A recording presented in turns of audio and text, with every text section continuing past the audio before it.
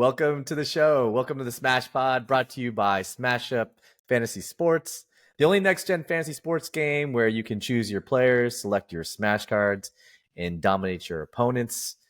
I'm your host, as always, Chef. I'm here with Hawk.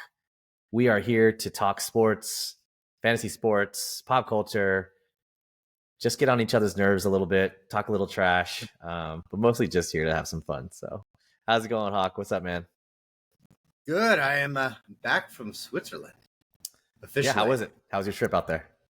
Good. It was fun. We ate a bunch of cheese, went to the tops of big mountains, and I don't know how well you know Switzerland, but it's like part French, part Italian, part German. So some good cheese in the French part, and then went to a couple beer gardens. Nice, Zurich. man. Nice. Yeah, I've been out there, but definitely on the list.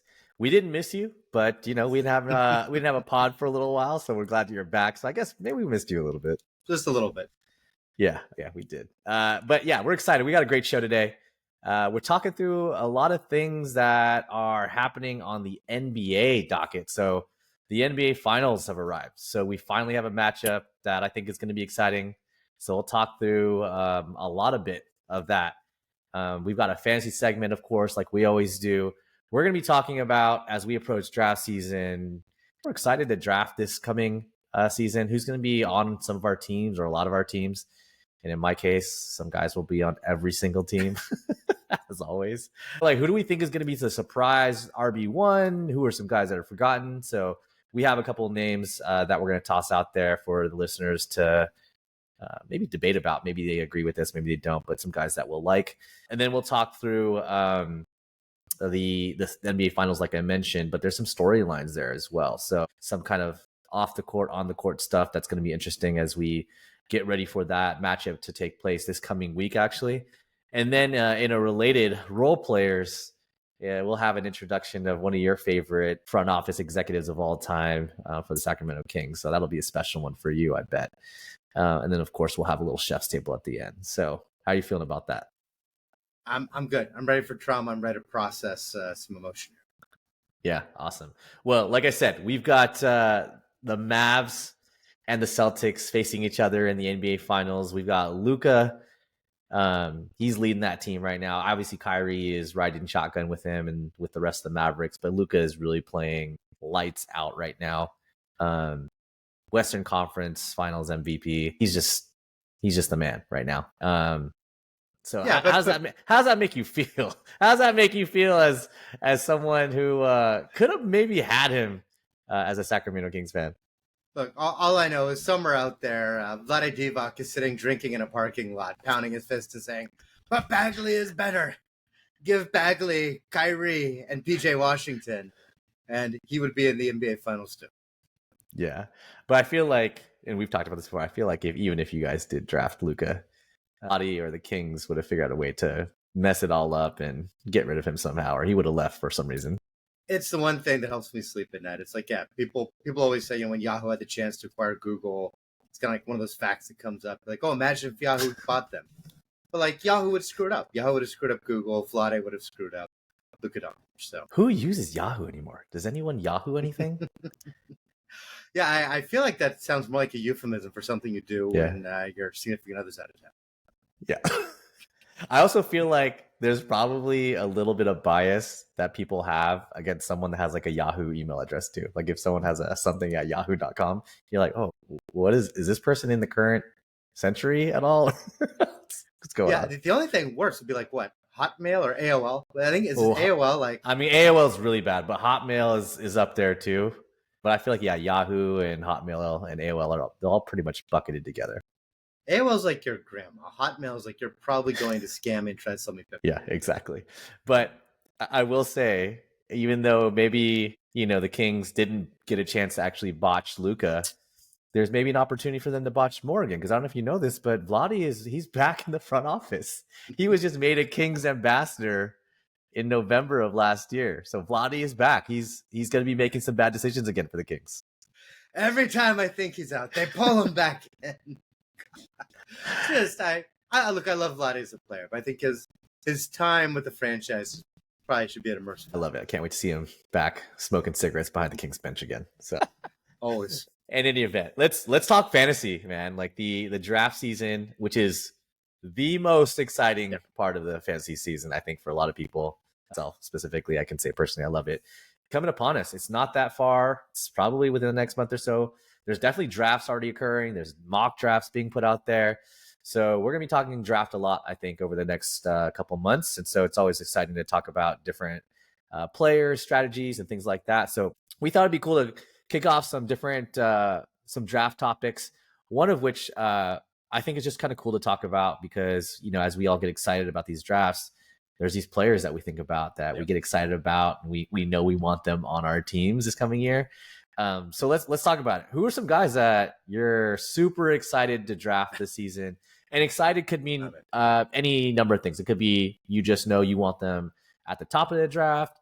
You just think they're a sleeper. You think there's value there. They've changed teams. You just really like the guy. Who are some guys you're excited about, Chris? I mean, number one is Bijan Robinson. I'm going to have him on as many teams as I can. And look, we can talk stats, right? We can talk about 4.6 yards per carry, about 8.4 yards per reception, number 7 evaded tackles. The data's there. But more than that, he's just like the one player, or one of the few players last year where you just watch him break plays, just go, oh. I was going to say, he's like so electric. He's like one of the few dudes in the league. When he gets the ball, you're like, oh, he could break something, right? Like he could break it and go to the house. Yeah. I mean, I like go to Pornhub just to like look up Bijan Robinson plays. Like something's popping in him. Maybe 60-yard touchdown.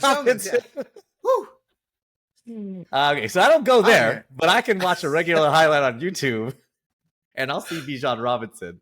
But I mean, okay, that's really interesting. Like, who are the few? Let me ask you this real quick. Who are the few guys in the league where you want to watch them because they could probably spring for a touchdown at any point? Like Bijan, Jahmyr Gibbs, McCaffrey, Tyreek Hill. Yeah. Tyreek Hill. Yeah. Like those are the guys you get excited about, right? You're like, oh, if they're on your team, you're like, I need to watch them because at any minute they could pop a 60-yard touchdown. Well, and not to mention, look, at the end of the day, fantasy, you want to win. But when you actually like your team and like watching the players, it makes it significantly more fun. Yeah. No, Bijan is pretty electric. And then, of course, we know that offense is about to be revved up because you put in Kirk Cousins, who obviously can work some magic with the rest of those skill players. Like Bijan should have that field open up for him for even more lanes, right? Well, and Arthur Smith is gone, right? So that was the crazy thing. Bijan that had is the stats last year. They've removed the goalie. Arthur Smith is gone now. Like everything. I think anything bad that's ever happened in Atlanta, they just blame Arthur Smith. It's they got like the dirty water that like boiling down there now, and I'm pretty sure that's Arthur Smith's fault. Yeah, I don't know how. But it's so crazy because Arthur Smith was, I think, just such a terrible offensive coordinator for them, but yet he lands in another offensive coordinator spot. He's in Pittsburgh, so it'd be interesting to see what he does over there because they do have some interesting pieces in Pittsburgh. I'm not saying the offense is any good, but I'm just wondering if he's just going to totally like grind that offense down to a complete stop. Funny is that offense was already grinded to a stop last year. Like, how do you grind it further? Like, hey, can we go slower? Can we score less points this year? Jalen Warren, run backwards. Run backwards. Down. You sound like Doc Rivers there. Jalen. That's my Arthur Smith. I've never actually heard him speak, but I assume. But I said that. Yeah, Arthur Smith sounds like Doc Rivers. No, that's a good one. Bijan Robinson, though, I'd be excited to have him on my team for sure. But I know that draft capital you spend on him is going to be significant. He's going to be a top 5 pick for sure. Why will? Right. So who do you have? Who do you have? Yeah. I have a couple guys. Is it a running quarterback? Okay, I have a couple guys because I knew you were going to say this. Okay, Anthony Richardson. I am excited about Anthony Richardson. He in his very, very small sample size of 2 full games he started, 25 fantasy points per game. I mean, he was exciting. He's exciting because you do not know what's going to happen. He will throw for 170 yards, 2 picks, but also rush for 68 yards and run for 2 to 3 touchdowns. And then you will have a heart attack watching him. And then you're like, oh, he scored 28 fantasy points for me. You know what I mean? Like those are your favorite kind of players, though. You love those players. Oh, yeah. I love it. Because I don't care how he does it. And it may be ugly. But give me 25, 26, 27 fantasy points for my quarterback all day.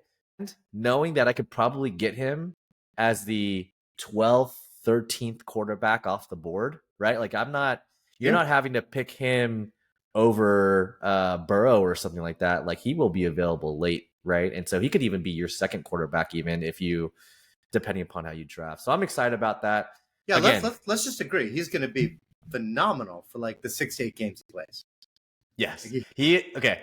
And I'll just give away my draft strategy. He's going to be part of a two-headed quarterback monster, right? So like I think anyone, just seriously, anyone who drafts Anthony Richardson, you already know he's going to get hurt. I think we've talked about it. I don't think he's not at the point where he knows to preserve himself just yet. He's got that young, naive approach where he's just going to crash his way and score as many. Head first for first and obviously we do not want him to get hurt, but that's also part of why he's going to score some touchdowns is because he's going to go for it.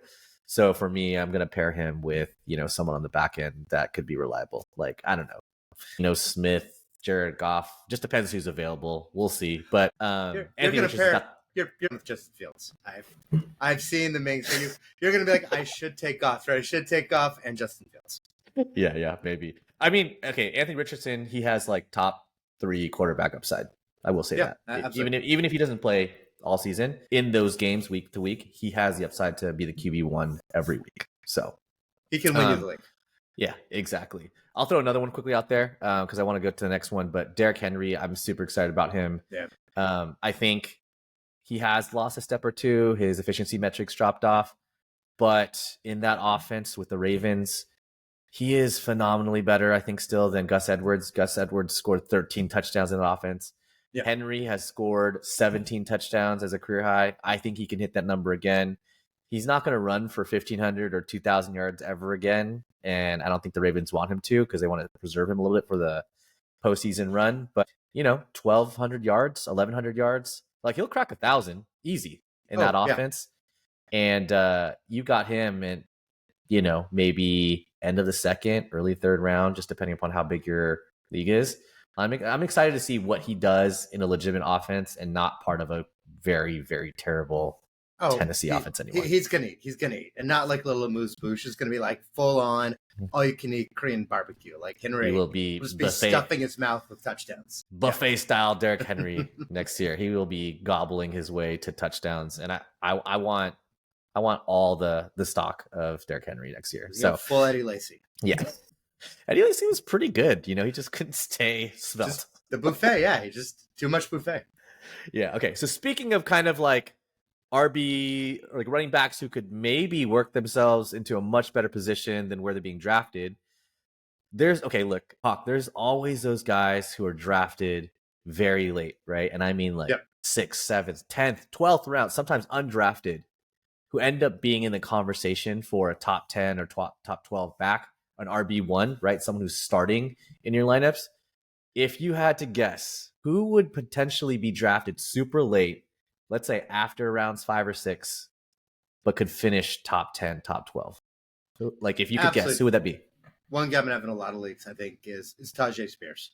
I had him in a couple leagues last year in case Henry got hurt, but he stayed healthy. But we're talking about, first of all, unfortunately, the Titans went out and signed Tony Pollard. But you already know how I feel about Tony Pollard. You know how I feel about Tony Pollard. If Tony Pollard is a bum. Sorry. I got triggered there. Our listeners should know Ming is actually very good at fantasy. He just had this one team last year that imploded. Yeah. And pretty much every player he hates this year was on that team last year. One was Tony Pollard. So obviously Pollard could get hurt. Hopefully he doesn't. Even if he stays healthy, though, I just think Spears is a better running back. He was electric with the ball last year. He can run and he can catch. So even if the Titans aren't very good, which they probably will not be, he's not someone you're relying on having to run. He's never out of the game. Can always get you points. Can be a home run hitter. So he's just a guy I'm probably going to take late in a lot of drafts and just stash him on my bench and see what happens. Yeah, I don't think anyone's afraid of Tony Pollard. No. They shouldn't be. And as I say this, I will avoid Tony Pollard, and he will finish as like a top 20 back. Probably. No. We know. With Tony Pollard, just going to have one of those years. It's like mediocre except for 1 week, and that's the week that he goes against you. Exactly. Yeah, it'll be perfect. All right, that's a good one. I love Tajay. Who have you got? I think he'll be nice. I think some things have to break for him to be a top 12 back, like most people, right? But he definitely has the upside. All right, so I've got Zach Moss. Okay, Ooh. Zach Moss. Right now, he's obviously changing situations in teams. He was in Indy last year. In weeks 2 through 6, he actually was blowing up. I mean, this man was a dog. He was the RB3 from weeks 2 through 6. So he actually was a top 5 back when he was the lead back for those weeks for Indy. So he's actually done it. Small sample size, but now he's in Cincy and he's going to be part of a better offense. Not even arguably, he will legitimately be on a better offense. Their offensive line's improved. Joe Burrow should be healthy. They've got Jamar Chase. They've got T. Higgins who's come back. Chase should hopefully be healthier for the rest of that season. I mean, Joe Mixon last year as a super inefficient, kind of on the downward trend of his career back, still finished as an RB6, RB7. And now you plug in Zach Moss, who, again, has the ability to do that. So, and that's what I love about this, right? I mean, Mixon put up stats last year, and he didn't even average 4 yards per carry. It's not like Mixon was an electric running back who did well in the offense.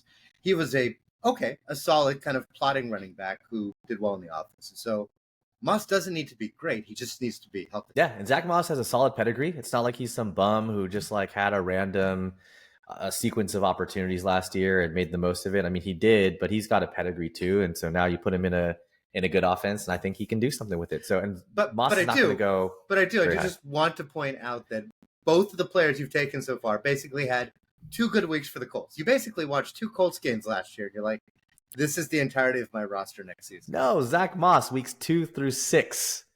2, 3, 4, 5, 6. So I don't know if you can count. That's more than 2. But, maybe we can talk math a little bit afterwards, and we'll see how you do. Your next pick will be Zach Pascal. You're just going to slowly go down that Colts roster and say, who had 2 good weeks? You're like Pittman. I do like Pittman. But... Yeah, exactly. Okay, next question from a fantasy one. Last one here before we move on to the next segment. All right, so who has been kind of forgotten? So either that's just like the name is not sexy, maybe because of some player changes, people are forgetting who they are, maybe that they're post-hype player. Who do you think's been forgotten but is definitely still on your radar and maybe we should be reminded of them?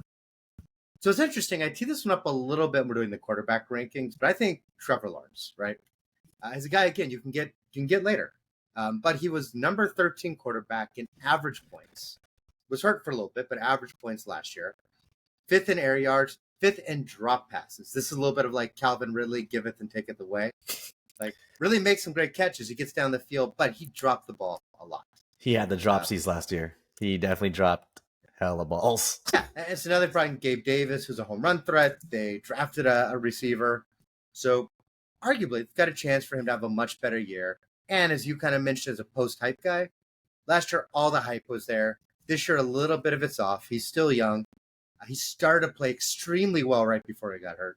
I can see this being the year that he takes a step further.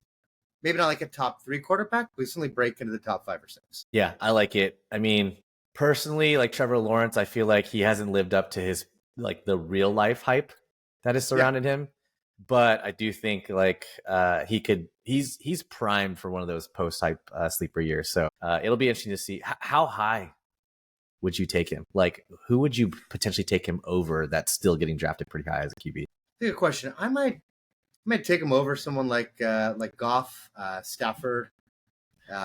Some guys, I mean, Goff could lose a lot to the running backs. Stafford, really high. Would you take him over Jordan Love? Yeah, that's good. That's kind of a coin flip. But let me say yes for the moment, only because I think Lawrence runs the ball a bit more. He actually picks up a few more running yards. He gets some running touchdowns. They both can throw the ball. As they say in baseball, Ty goes to the runner, and Lawrence is the runner. 2 more names. Would you take him over Kyler Murray? Yeah, I just don't trust that Cardinals team yet. I would take him over Kyler Murray? Wow. Again, it's close. These guys are all kind of in the same tier to me. So it might depend on who else on my team. Like Kyler, it's good to know. You could argue guys higher upside. Keeping that one in the old banks for the draft season when that rolls around. After I bid you up on Anthony Richardson, give me back money. I won't have any money left to take Kyler Murray, but it's okay. All right, the other name I was going to ask you is, would you take him over? I think I know the answer, but would you take him over Caleb Williams? Yeah, I'd take him over Caleb. I'd take him over rookie. I like Caleb, but I'll take the veteran.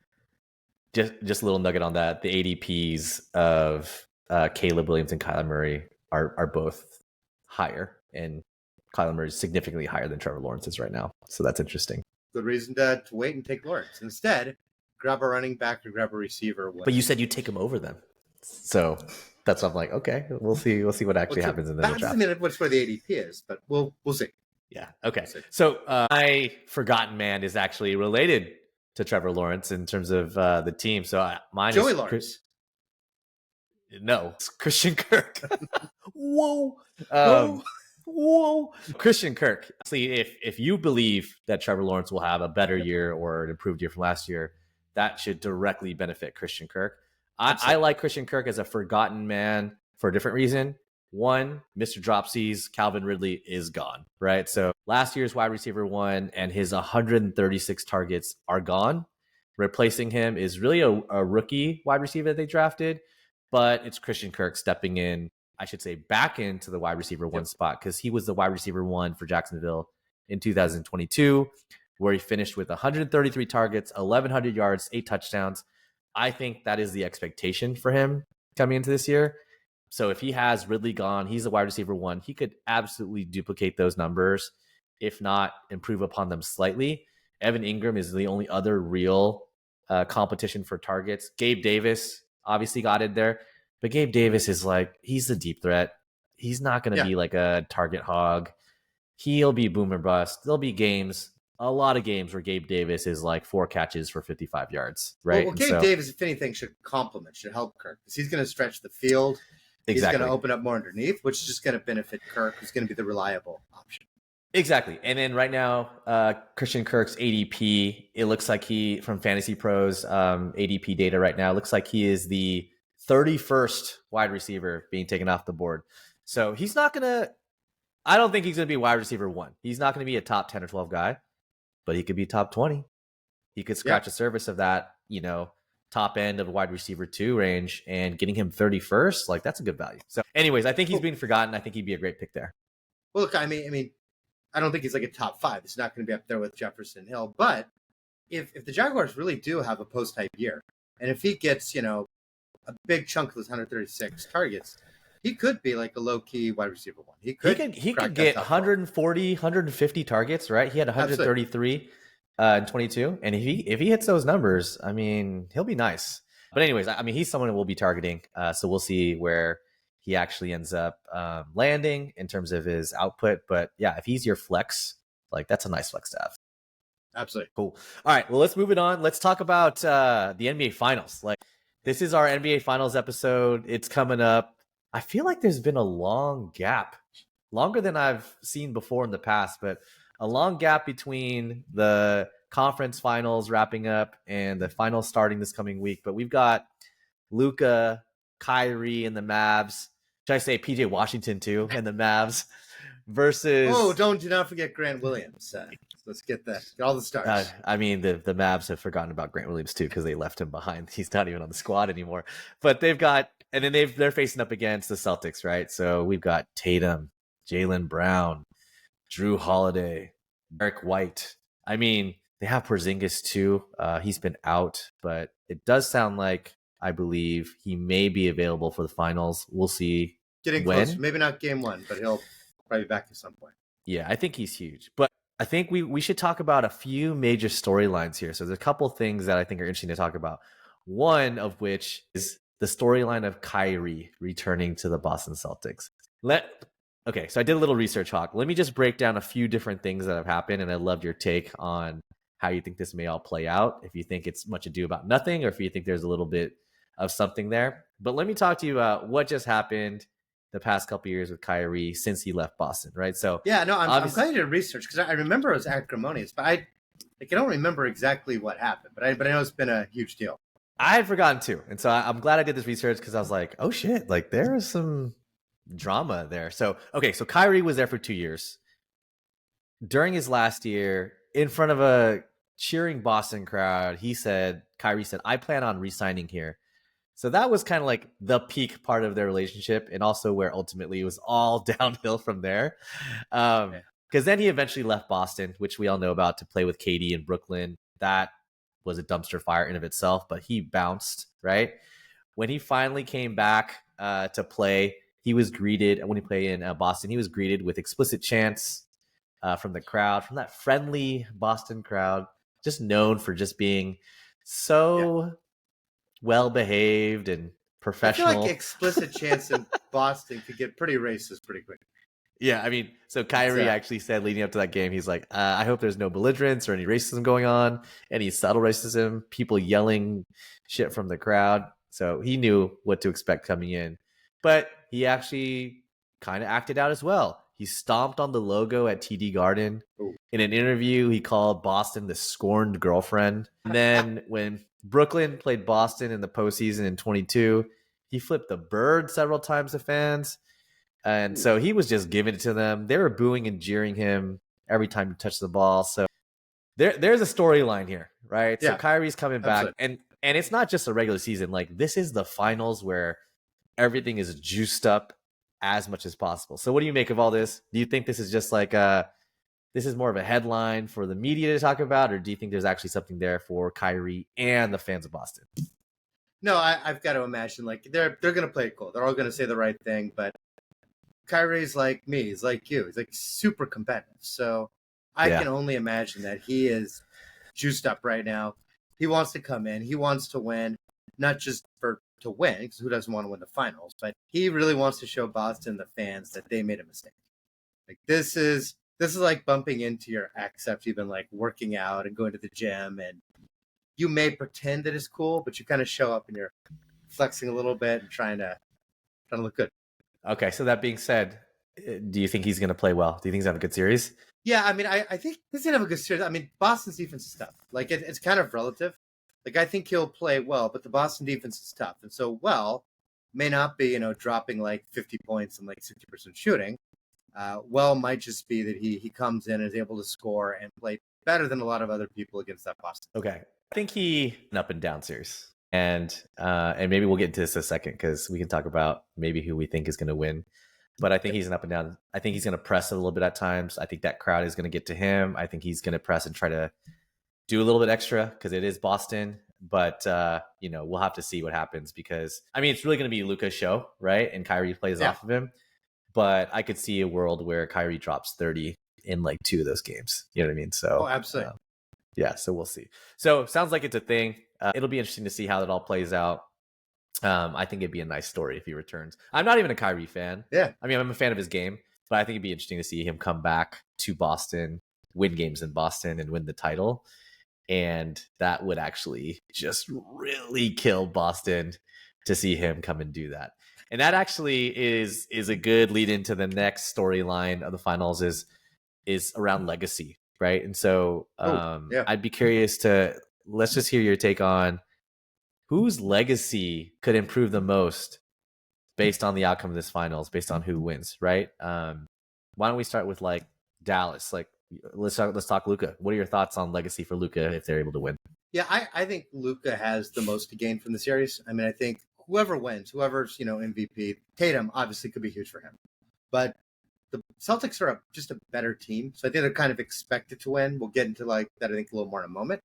So if Luka is able to lead the Mavs over a better Boston team, it'll kind of be like a poor man's version of what LeBron beating the Warriors a few years ago and really kind of upping his reputation. If Luka can come in at his age and do that, I think he will just cement the fact that he, is maybe the best player in the game. I was going to say, if he wins, is he the best player in basketball, like more than Jokic right now, who most consider the best player in basketball right now?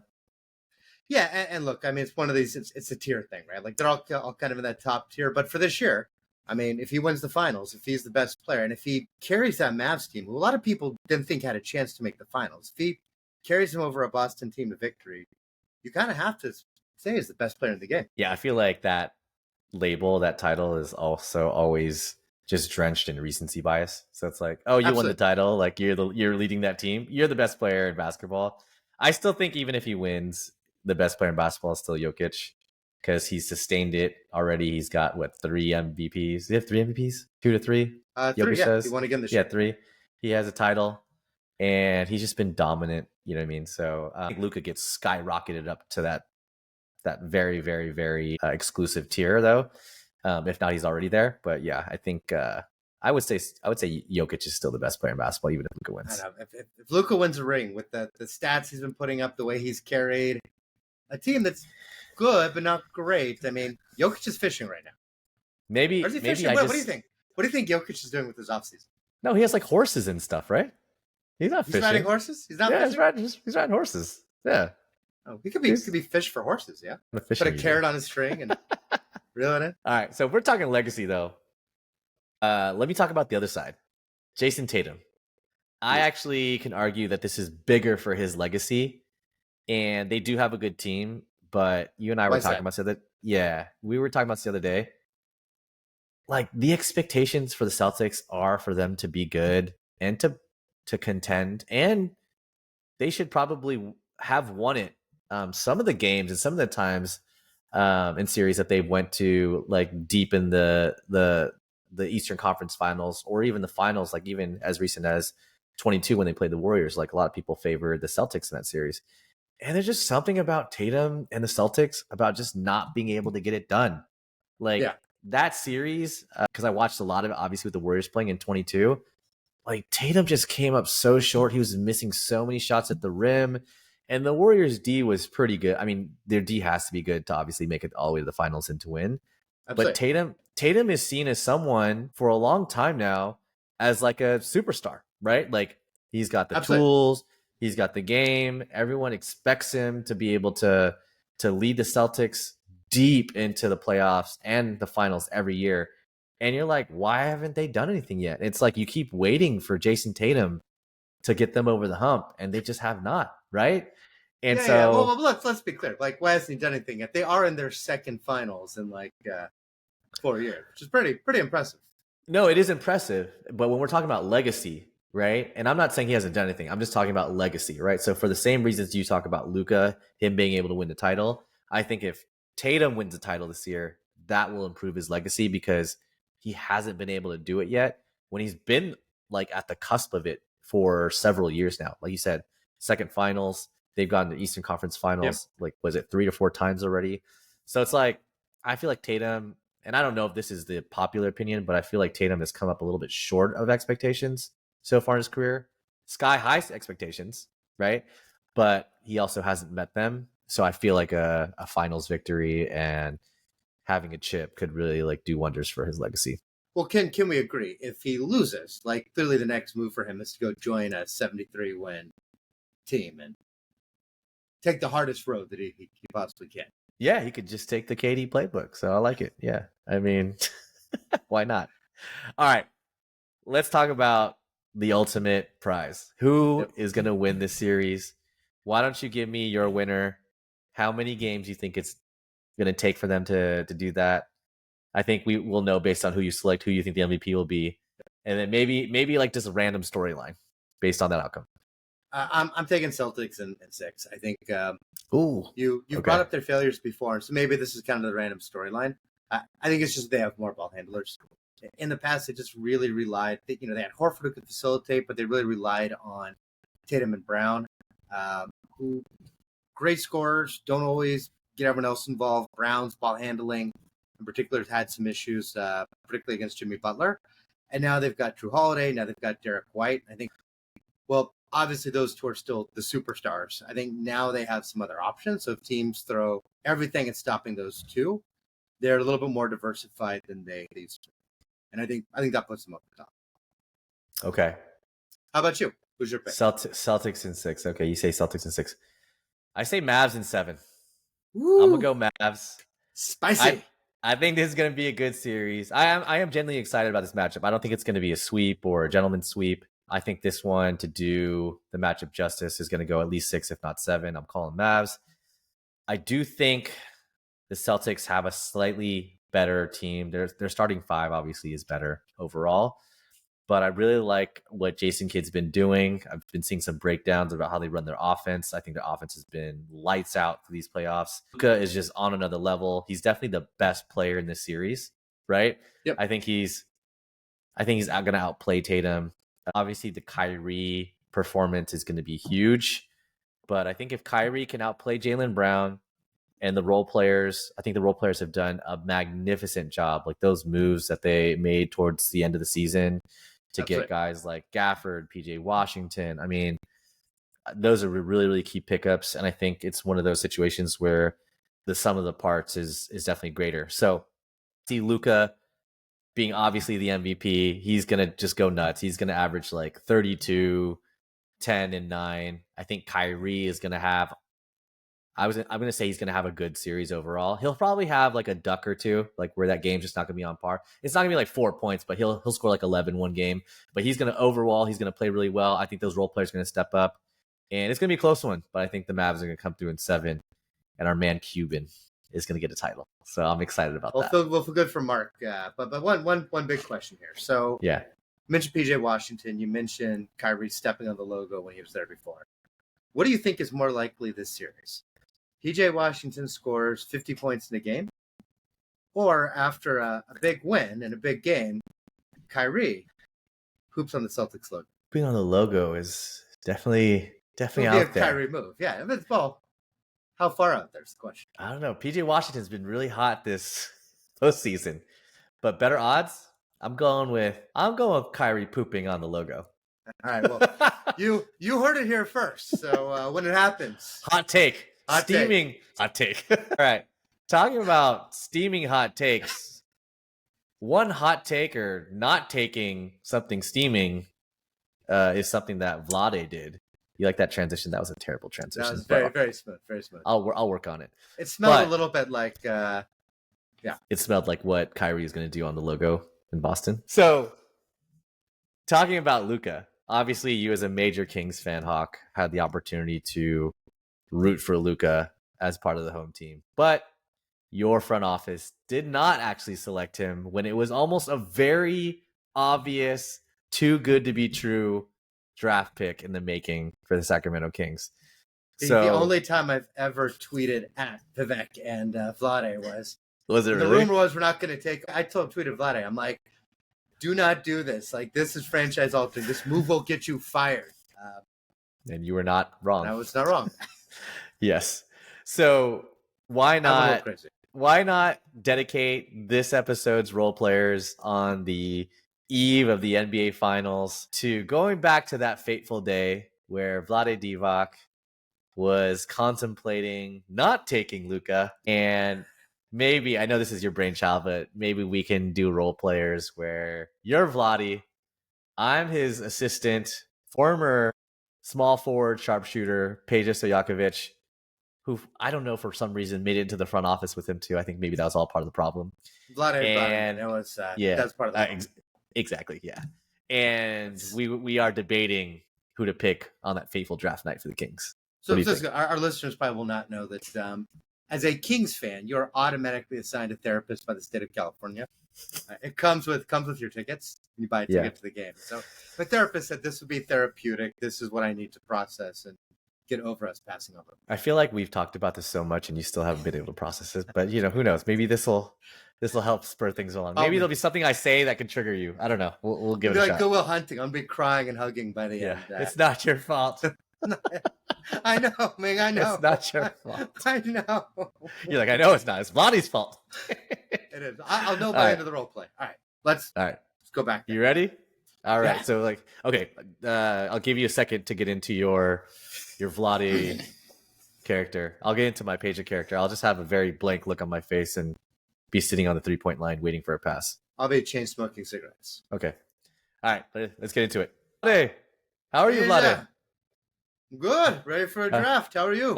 We are here. Draft night. We are almost on the clock. Are you ready? Tonight?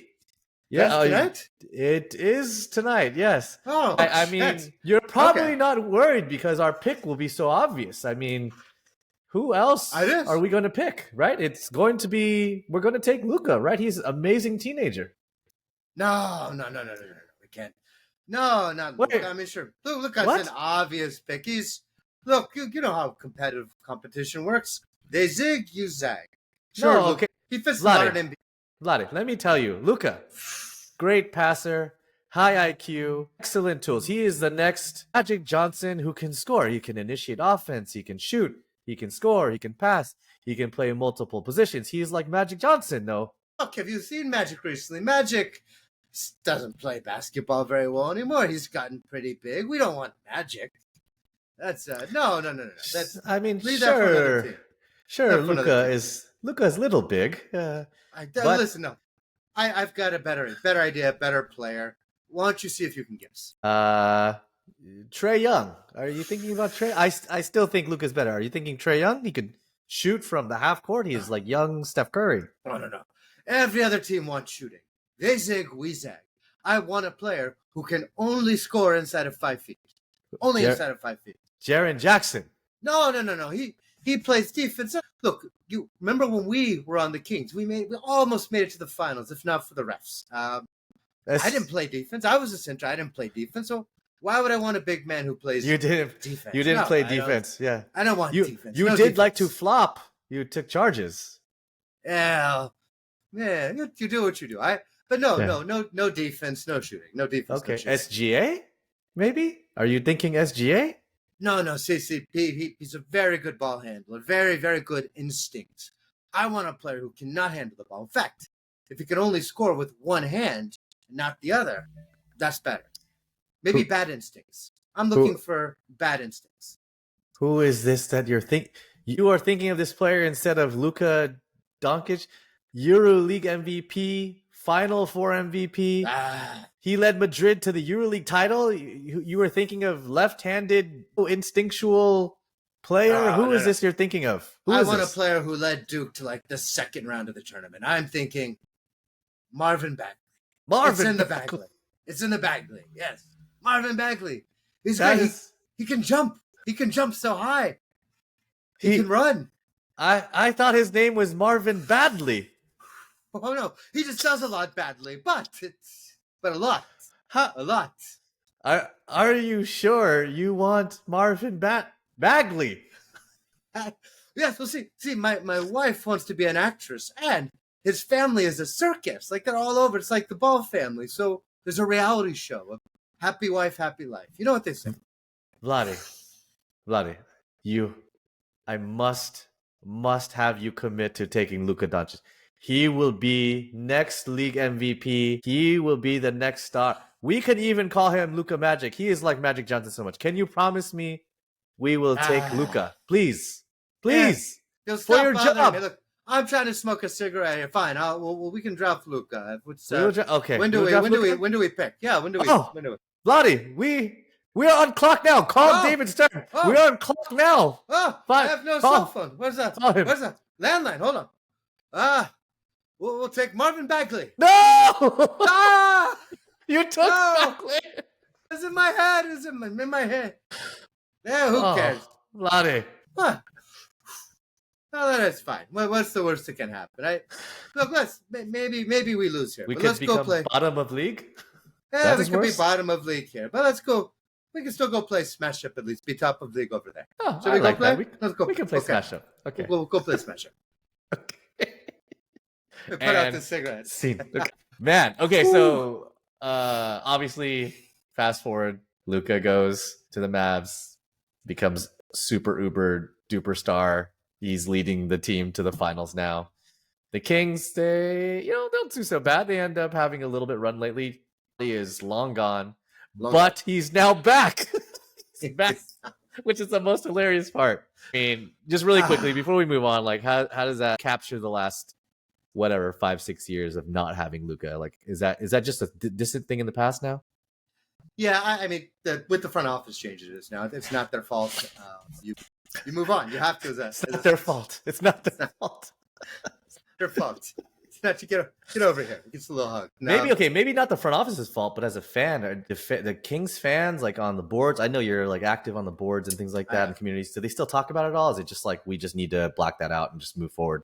Yeah, it's more in passing. It was a lot of Vlade getting fired because obviously a huge reason why he should have been. The interesting little like tidbit podcast people may not know here, our listeners, is that look, buck stops with Vlade, right? But around that time, we had brought in a guy from the 76ers, Brandon Williams, who's starting to curry more favor and kind of was taking over some of the reins from Vlade, supposedly. And supposedly it's Brandon Williams who was really the one who pushed for Bagley. But it's As Hey, part of Vlade's Vlade's still reign, Vlade's making those calls. he takes the heat. So look, Yeah. Okay. we'll see. Hopefully my therapist was right. Hopefully this is the end and I can finally move on. Your therapist has a lot to work on. Let's let's keep it moving. So much. Let's go to the last menu item of today's episode. It's Chef's Table, which of course is small tastings of burning sports topics. We have a couple things to Yes, chef.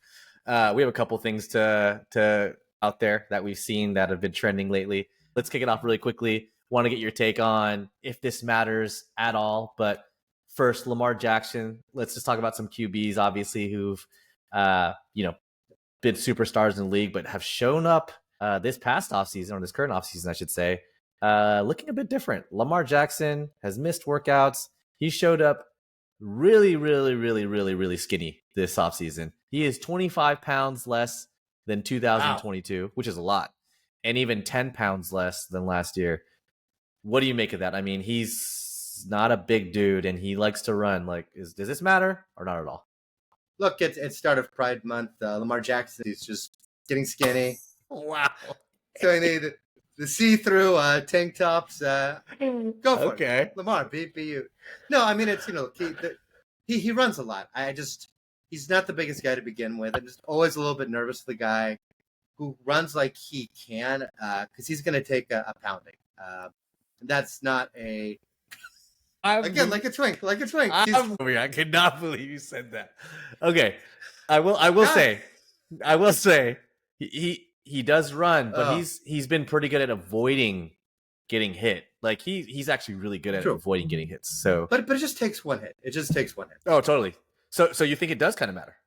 Is that what you're saying? Yeah, I'd like him to be a bit stronger. I'd like him to be able to take a few more hits, but I probably be fine. But it feels like it's easier to go the opposite direction. If you're bigger, the more you play, the more you lose weight. If you already start off skinny, like you will keep losing weight as you're playing over the course of the year. Got it. Okay. On the other side of the spectrum, I don't know if people have seen, Patrick Mahomes has been looking not so svelte. He's actually been seen with a dad bod as he's walking into the Chiefs facilities. So he's on the other side of the spectrum. What do you make of that? Doesn't matter. So he's having his bare face.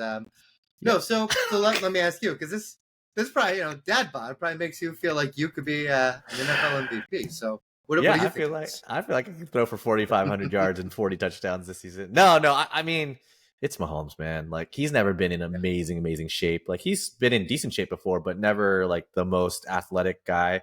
Even when you see him run, he's like scampering into like territory where there's like zero defenders. He's got a knack for like those like really key scrambles, but he's not doing it in the way that Lamar Jackson is. I think it doesn't matter. And I think Brittany Mahomes is now the more in shape of the Mahomes now, which is sad to say, but Patrick Mahomes is still going to be an amazing player. I think he's going to have a good season. He has a better wide receiver core, and he's just coming off a championship. So maybe it's that post-championship hangover, been partying a little bit too much, resting up a little bit, but now it's time to grind. I think ultimately it doesn't matter. So that's what I would do. If I win a Super Bowl, I would come back the next year like 50 pounds heavy. Dude, we are smack dab in the middle of the Mahomes Chiefs dynasty. So it's going to be crazy to see how much they actually rack up by the time this is all over with. So next subject, as part of Chef's Table, is Caitlyn Clark. She's been getting roughed up in the WNBA lately, both on and off the court. There's been some elbows and some jabs on the court. There's been some social media stingers. So what do you make of this? Yeah, it's kind of like the big thing on the court is it's not even like she's getting roughed up during the play. A couple of the shots she's taken, the play is over, right? It's not like she goes up for a layup and she gets hit. The play is over and people are coming in her face. They're hitting her. They're clearly just trying to intimidate her. So, look, I was a defensive player. I was the one who was always hitting people. So you were the closer thing to an offensive star. So let me ask you, how would you handle it? If you're Caitlyn Clark, what do you do when somebody like me is just hitting you? Yeah, I mean, it's funny because this is not a new thing. This is like the oldest thing in the defensive playbook. When someone is an offensive star or is going off, like, you try to rough them up, right? So this is textbook. I mean, she's gonna have to play through it. I can only draw from my high school basketball and pickup days. Like, when you're playing well and people start to play you more physically, you just have to push through, and you have to play more physically as well. That means you have Yep. to be more aggressive on offense. I think you match the intensity, like you take the physicality to the other player. It depends on how physical Caitlyn Clark is as a player. She's more of a shooter, so we'll see. But like things like running through screens, working off of ball screens, and then when she's playing defense, she can play physical as well. So I think that's the only way to play through it. Is you have to get used to it. You just have to accept that it's going to be there. If you let it bother you too much, it's going to throw you off her game. But She Caitlyn needs some Clark of that is Pat Mahomes beef. yeah, she's been starting to play well lately, and maybe that's why she's getting a little bit more physicality, right? And so I think she's starting to figure some things out. But the league is going to keep adjusting to her, and they're going to keep trying to throw things at her, both before the whistle and after to try to throw her off. But it's just really interesting that she's getting this treatment, because I think part of it is because she's good, but she's kind of like a lightning rod right now as well for the WNBA too. You think there's something to that? Yeah, I mean, she's, look, I think the players like that she lifts the sport up because eventually it's going to make everybody more money. But, there are so many great players in that league. And when someone else is getting all the attention. No, there's some haters. There's some haters for sure. It's just kind of like the new person in prison. I'm not the offensive player you were. I didn't really have to. Nobody you say roughed the new me person up. in prison?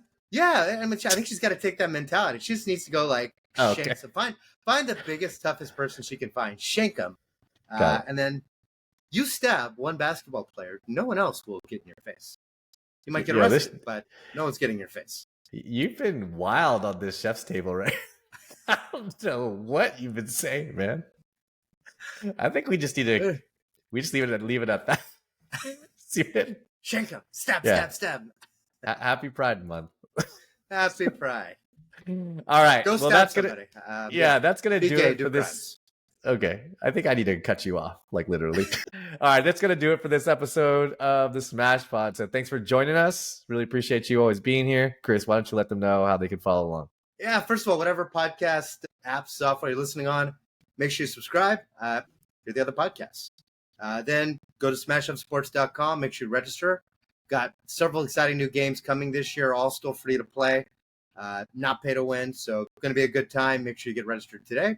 And if you get down, look in the description, you'll see the links to our social media, Instagram, TikTok, Twitter, Discord, you name it. So go follow us, and we will see you there.